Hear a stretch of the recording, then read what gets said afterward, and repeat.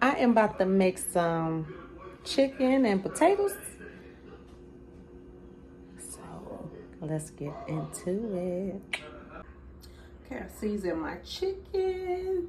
Basically some garlic, paprika, Sazon, olive oil, chili powder, and probably some other stuff I don't remember.